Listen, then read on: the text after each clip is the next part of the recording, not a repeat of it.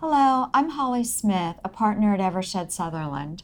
And I'm Bria Adams, an associate at Evershed Sutherland. We're going to talk today about Form CRS delivery obligations. This is part of Evershed Sutherland's Reg BI Form CRS Videocast series. Bria, let's start it off by talking about what is Form CRS. So Form CRS is a disclosure document that the SEC will require of broker-dealers and investment advisors. It's a maximum of 2 pages for broker-dealers and investment advisors, and for dual registrants, it can be a maximum of 4 pages. It is required to be in plain English, similar to the Part 2A Form ADV that investment advisors currently file. So Holly, how is the Form CRS delivered?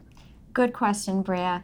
Everyone has 2 choices here: paper or electronic delivery. I would recommend that you look at instruction 10 in the Form CRS instructions for particular advice on this issue. If you use paper and it is a bundled package of documents, the Form CRS must be first among all of the documents that are delivered, and that's so that the importance of the form is not lost amidst the other documents. The same theory holds true if you use electronic delivery. It must be presented prominently, be easily accessible. It may be in a direct link or in the body of an email or message. So let's move on, Bria, to timing. When is the Form CRS delivered to new or prospective customers?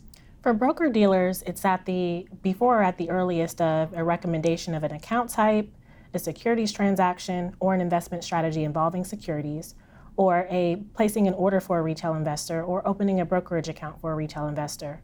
For investment advisors, it's before or at the time the advisor enters into an advisory contract with the retail customer. What about delivery to existing clients and customers, Holly? Delivery to existing clients or customers has 5 different triggers. The form must be delivered at the time a customer opens an account that is different from their existing account. It must also be delivered when an existing customer rolls over assets from a retirement account into a new investment or a new type of account. It also has to be delivered when the broker-dealer or investment advisor provides a new service or an investment, even if that new service or investment does not involve the opening of a new account.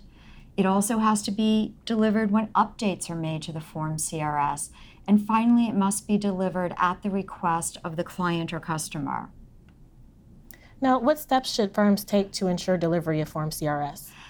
Delivery is tricky, and it's particularly tricky because broker-dealers and investment advisors have to make a written record of the date that the Form CRS was given to the retail investor.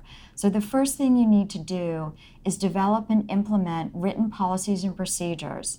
And then training becomes so critical because all of your associated persons must understand their obligations. Then lastly, and this is also extremely important, you have to develop systems that will track delivery of the form. So that concludes our presentation today. For more information about these topics and other topics related to Form CRS, please visit eversheds-sutherland.com. Thank you.